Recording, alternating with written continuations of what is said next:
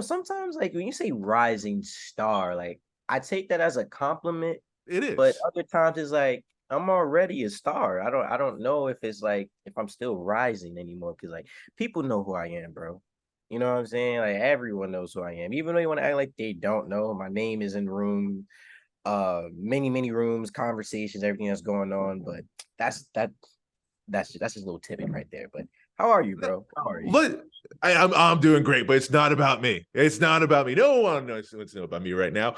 It's about you. And you're right. You are making a name for yourself all over with your body of work inside the ring, outside the ring with your promos, hell, social media. It's you are over. You are the definition of over. People talk about Sami Zayn being over. No, no, no. Everything's bougie here. So let's talk Yo, about that, man, because I was blown away in our last interview when you're talking about like the amount of time you've been in business. It's just such a short time that you, in your first year of wrestling, you were in the PWI 500. You have been getting these amazing opportunities, these amazing matches, and yeah, I mean your stock is soaring. So talking about being getting over, like how did you get over so fast? Do you think?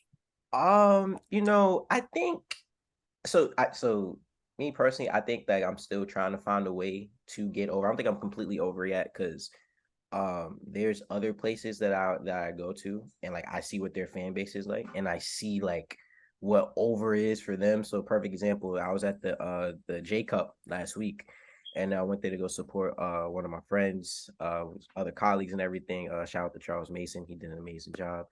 But even like for example, when Charles came out, immediately they're like, F you, Charles, you're a sick F.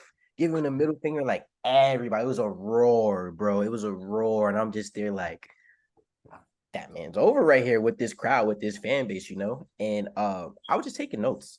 Just taking notes, looking at everything, seeing like how in other places what does over mean. You know what I'm saying? Like it's different depending on wherever you go. So So what like type of notes would you take in someone like Charles Mason, for example, who phenomenal work, by the way? yeah, yeah. So like Charles, he's very you know how people say methodical? You hear that a lot He's in the wrestling. definition of, I think. Like, nah, like bro, like that's him. Like Charles, like I watched it because I didn't go to session one, I went to session two. And I was watching him and I'm just there like, yo, like he really is sick. Like I'm looking at him like, yo, bro, like what's wrong with you, bro? Like, what's going on? And we was talking and I noticed that when he first came out, like he has different layers. You know how people say like when you're pacing in the match? So he came out with like his with the sports jacket on. He's fighting with it on, right? He takes it off. Then I see like he's starting like up it a little bit. Now he's just in his regular button down shirt.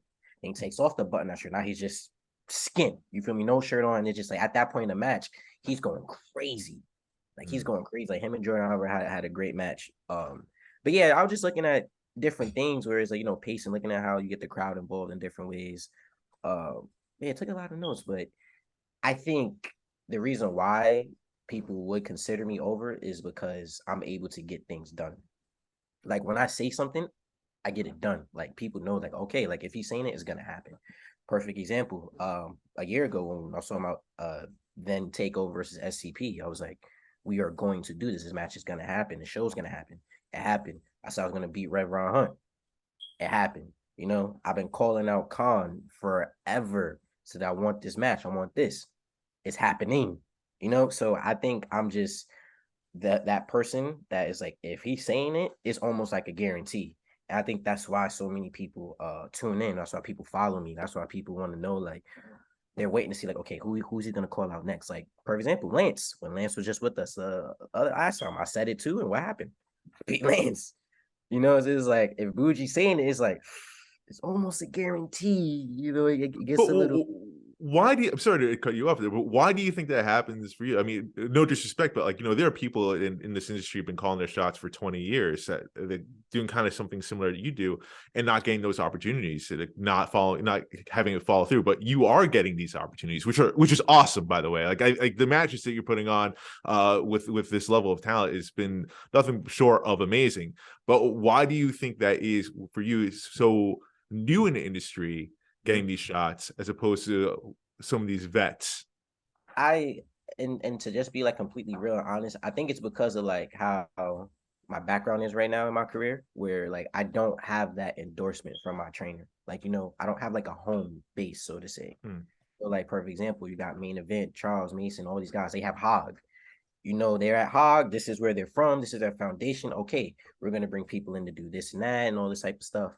And even other schools and other places, I don't have that in a way. Like I'm a true independent out here.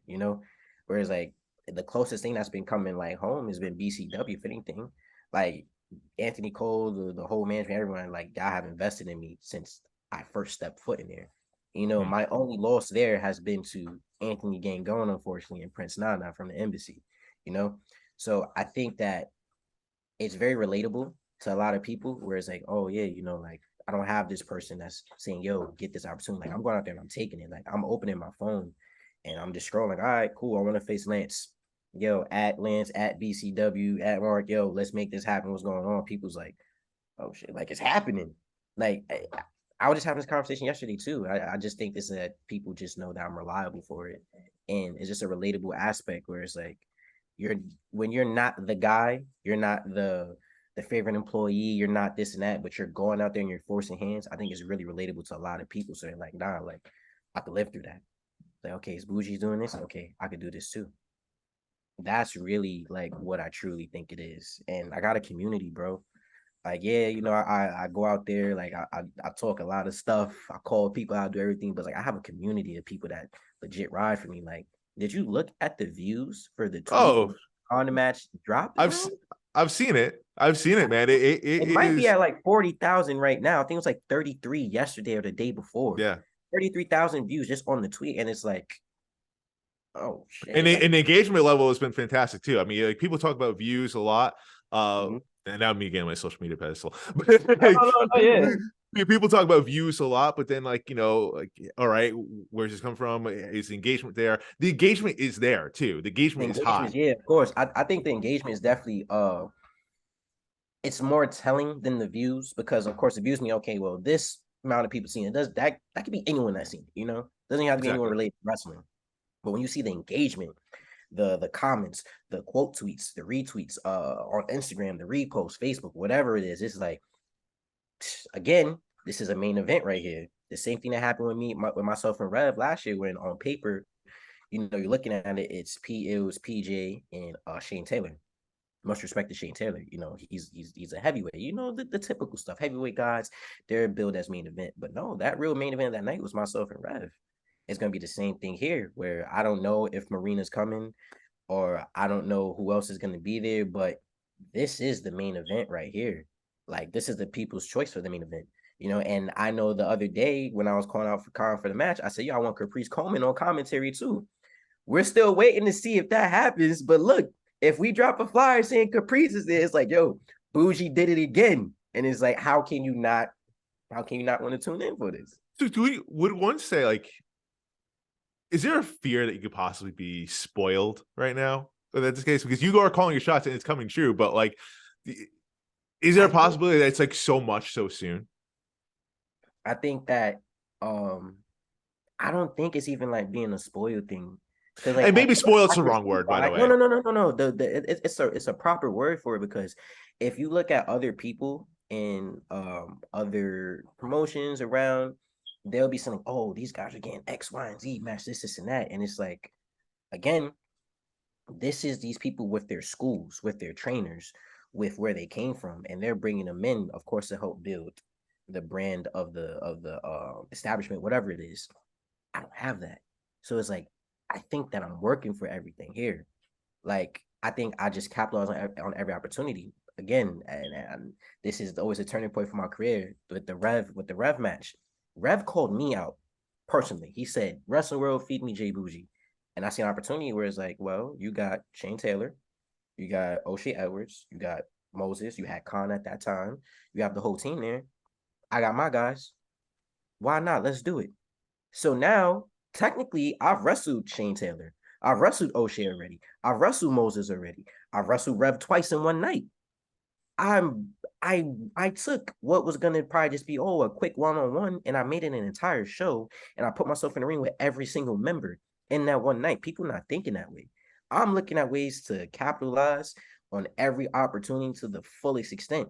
And there's people who don't understand that and don't know how to do it. So it could come off like, okay, maybe he's spoiled, maybe he's this, maybe he's that. But if you know my background, I come from Johnny Rods. We did training shows, bro. I wrestled the same person every other month, if not 3 months. There were no shows like that. We weren't bringing in stars. We was in Gleason's gyms where there was pillars in between the ring. So if you're sitting at a certain point, you can't see what's going on this side of the ring. Or on the other side, you can't see nothing. So it's like, I've been working for this, bro. Like, like I've literally been working. And I think the spoiledness talk or maybe anything like that came around when I did Pete when I was on PWI. Because I was out there, I was tooting, I was saying everything, I'm top on in the world and all that. It felt good. But it got to the point where I didn't have to say it no more. I'm joining Twitter space like, okay, yeah, we know you're PWI, blah, blah, blah. Or we know. It's like, It's marketing. That's yeah, marketing. people don't Like, know how to, they don't know how to do that, bro. Like, I know how to sell a fight. I know how to get you to want to come out your crib rather than just opening up your computer or connecting your smartphone to your TV and watching it in the house. Nah, I'm making you come out because you want to see it's an experience. It's something that you're gonna feel. It's the same thing that I would tell my friends if I'm like, hey, come to my show. It's different than watching it on your TV. Be in the building. I feel like I do that with every promo. I do that with every tweet. I do that with every Instagram post. I do that with any and everything when it comes to me being in the ring, wherever I gotta do. I feel like I'm it's a fight. It's a fight. And again, Shane Taylor, one of the first times we ever spoke, he said to me, the purpose of a promo is to get people to want to come out and see the fight. It's to sell a fight. Once he told me that, I've been running with that. All right, what I'm going to say in this, I'm going to sell this fight, so you have to come out and see it. Of course, I'd be in a promo. I could talk about myself. I could do this and that. Well, no, I'm saying what would get me to want to come out to see that fight. You know what I'm saying?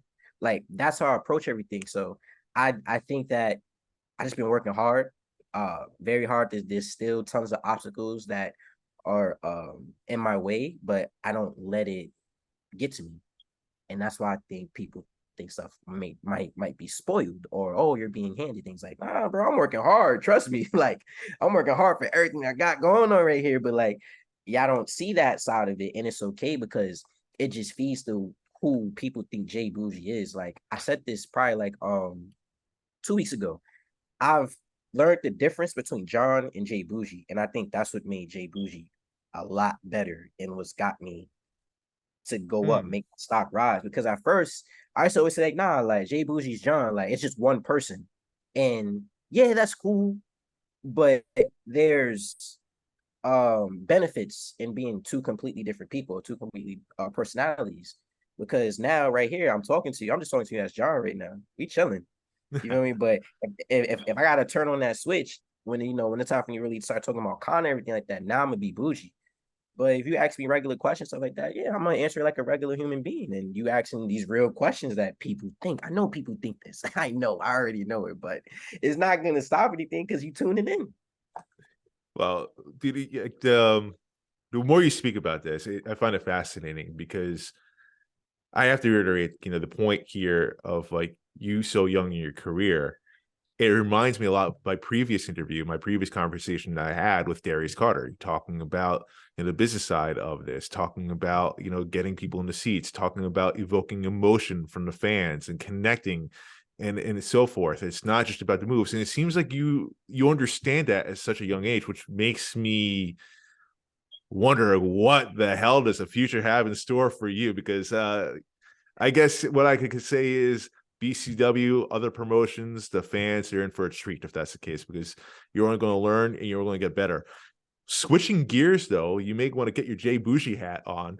So we have BCW Anniversary 6. The last time, though, the first appearance you made at BCW was at Anniversary 5. You made hell of an impression. It was just something that was like thrown together probably the week of the show. Yeah. And you made a lasting impression. You've come to BCW ever since, obviously making an impression on management. And then here you are. We're talking about Kaun right now. This match has been in the making since May of 2022. It is now coming into March of 2018. March 18th, 2023 at Ridgefield Park, New Jersey. Kaun and Jay Boujii finally meet. I have to ask this, Jay Boujii. There, I mean, you do call out a lot of people on social media. And I know you have you have your beef with the embassy, excuse me, especially Prince Nana. And I know why. Hey, listen, I'm a married man. If someone put their hands on my girl, I would be pissed off as well. But why specifically Kaun? Like, why him? Oh man, so it's funny. So you know how you say I've been calling out Khan a lot, I've been doing everything. I've been approaching it wrong this whole time. Whoa, why Yo, so? so and I'll answer your question, but I decided, once he finally did accept, because it took a year for him to finally want to actually come over here. I decided to do my research, like dig deeper into what he's been doing ever since then. And I learned that he is a very, very selfish man. Oh, Very selfish. how so? See, Go on. so when Final Battle happened, right? That was the last ROH pay-per-view. He said to himself that, well, a lot of people were wondering what was going on. He was already in contact with AEW, right? So I found that a little suspicious that he was in the ring with the rest of STP, Cheeseburger, the amazing talent that was in the ring. Everybody a solidarity moment. We throwing up there like, hey, we are here, this is and that. And I feel like that was very fake of him because he's doing this, but the next couple of days he was already going to be on his way to Orlando, Jacksonville, wherever they happen to do the tapings that he did when he made his debut. And then I found out that now he suddenly wants to go into being this prince, right? Because he's a prince. He's from Cameroon. He's a Cameroonian prince, I Yes. believe. Yes, Cameroonian prince. And once he mentioned the prince stuff, it followed by saying that I've always wanted to do singles work. So I'm just looking at it, and I, like I said, I'm doing my research because he committed, so now I can commit fully. Final Battle was supposed to be the curtain call for Ring of Honor, Correct. right? But no, it wasn't a curtain call. Well, it was a curtain call for Ring of Honor. It was a curtain call for him because he already had plans going forward. Now he talks about being a prince, right? Because now he wants to be a prince. He wants to do all this type of stuff. He wants to bring in his heritage. He wants to do all this type of things. And now he's going to do singles work. He moved from, I believe he was in Maryland, over to Texas to do singles work. Now, this is a very, very selfish man, ladies and gentlemen. Now people say Boujii selfish because I did what I had to do. But no, this man left all his brothers in a moment where they were all down. They thought they was going to be together, trying to figure it out. But no, he already had plans. Now, how can you trust a man like that? How can that be a prince? How can that be someone that's going to be the next in line to carry your family's heritage or whatever it may be? And then now he aligns himself with Nana. Mm. Now he's in the embassy. So he claimed to do singles work, but I think he just felt like he was better than everyone in Ring of Honor. I feel like he think that he was better than everyone in STP because he was a prince. Now he's tapping into that. And it just has me wondering if he ever thanked Tony Khan for saving him from that ass whooping he would have got on May 20th from last year. And I don't think that I've ever seen Khan thank Tony Khan. And I think that's why Tony Khan approved this match. Because Tony Khan knows who I am. He knows the work that I've done. Again, I'm reliable. I say I'm going to do something, it gets done. So who's to say maybe Tony approved this to teach him a lesson, to teach him some respect? Because Khan has thanked everyone, but he has not thanked Tony Khan. Now, me personally, I'm thanking Tony. I'm on TV. I'm getting money. I'm a six-man champion again. Funny, he's a six-man champion when he was saying he wanted to do singles work.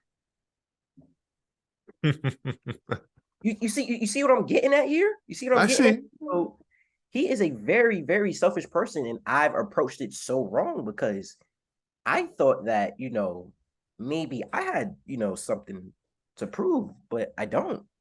He has to prove something. It's not me. I get the job done. I've been getting the job done since BCW anniversary from last year. Ever since then, I've been on a roll as a singles competitor. Facts. No more Constant. takeover. Yeah, you are on your own 2 feet. You do have Shayla. You do have Face as an enforcer, but But you've been getting the job done. Hey, listen, my hands are far from clean in the world of wrestling. A win is a win. that's all I'm saying. So I think that's my problem with him. Why him? Why him from the embassy? Because he's selfish. He has not thanked anyone for being saved. He just goes around, he has his abs, and do you see how he tweets? All these cryptic tweets. I don't ever understand what he's saying. And it gets me so mad because it's like, what am I supposed to say to this? But now I understand why he doesn't. He never talks to me, right? He just talks about me. He never talks at me. Did you notice that? Go back and look at his tweets. You know Anytime what? I The mention fact the you say man, I do recall. Yes. anytime I mention the man, I at him and I let him know what's going on. Like I'm talking to you. And if he's not some weird tweet, it's some type of meme. It's a GIF.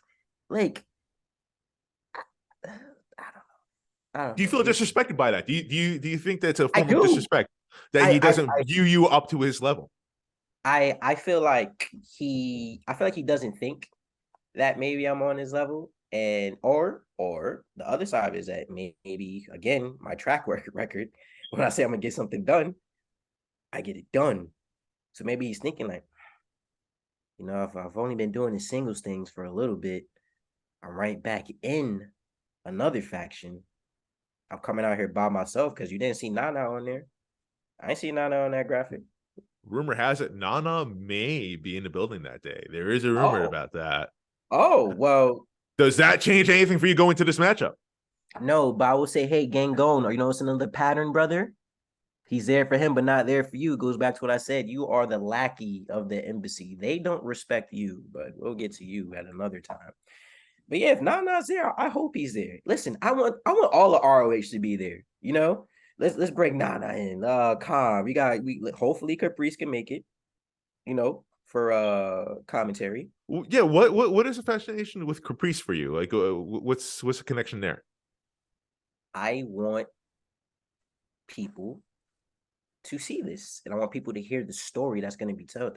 Caprice is the only person that I know could tell this story the right way for me. He's going to be able to watch it.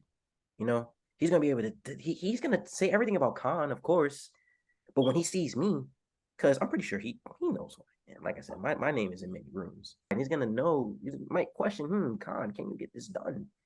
What's going to happen here? Caprice going to be able to tell that story in a way that nobody else can, and that's why I need him there. He's always finest. So I'm sending a statement to Ring of Honor. I'm sending a statement to Tony Khan. And Tony, I'm doing this for you. I am going to teach this man some respect, and after I'm done, he's going to thank you for everything that you've done for him. Everything. So is this a chess move on your part though? Like it seems like there's a lot of moving parts here. It seems like this doesn't seem like it's by accident or by random. This seems like it's it's very everything you're calculated. doing is very calculated. Is this a way for you to get eyes on you, like the most exposure possible? Do you feel like any weight in this matchup possibly, like, hey, Tony Khan might be watching, people from ROH is going to be watching, like a lot of key people going to be watching this, and to highlight what you're doing to get you to that next level? Is this the play here? 100%. 100%. Without a doubt. Without a doubt. From the time that Nana lost his damn mind for a split second and put his hands on Shayla, I'm like, you're gonna pay for this. I didn't attack him. I didn't go after him. I didn't put my hands on him at all. I said, no, you're gonna pay for this. So I'm thinking differently up here. Of course, I could go after Gang going at any time or any moment. Yeah, but that's not doing no damage to them. Khan, that's the one. That's supposed to he I think he said he's the he is I forgot exactly what he said, but he's like he was 6-man champion with SCP. Now he's 6-man champion with the embassy. He feel like he's a common denominator. I believe that's the phrase, the common denominator. Yes. Something to the effect of that. Yes. Let's get rid of that. Let's pack that up. Let's teach the common denominator some respect. And by teaching him respect, it's going to teach Nana respect. Don't ever in your life even think about touching her. Don't fantasize about it. Don't dream about it. Don't have a nightmare about it. Don't nothing. And he slipped up. So now I'm gonna take what's precious to him. I'm going to destroy his embassy, whether it's the embassy that's on TV or the embassy that's at the Mecca at Ridgefield Park. So this is all Nana's fault. Everything is Nana's fault. So I hope Nana's there. I'm praying Caprice is there. Kaun's there. Hell, Gang Gon's gonna be in the building. Maybe let's have him sitting on the stage watching. Because once I'm done with Kaun, I am coming for that Grand Dragon Championship. That title's supposed to be mine. It was meant for me. And they took that from me. So now I gotta take everything from them. No, I did commentary for that matchup. There were outside forces there that cost you the L for that matchup that didn't get you to the finals there. But what was it? Welcome to the new year, BCW. There was an opportunity to face Anthony Gangone for the Grand Dragon Championship, but it was not you. It wound up being Face. Why was that the case? Did you feel any way about that? A lot of people ask me that. Did I feel a way about it? And I can't say no, and I can't really say yes because I want to get my hands on Gangone for that. But that's all stemming from Nana. I love Face. Face gets the job done, and I'm very happy for Face that he had that opportunity. And my emotions got the best of me when I was out there for him. And unfortunately, it did cost him the title. But I can't stand Gangone. I just watching him in that match and just seeing Face there, it just reminded me of when him and Nana were there and they tried to put their hands on Shayla and they just did what they did. And then I got upset. I got very, very upset. And was there any animosity, by the way, from you going into Face's matchup, costing that championship? No.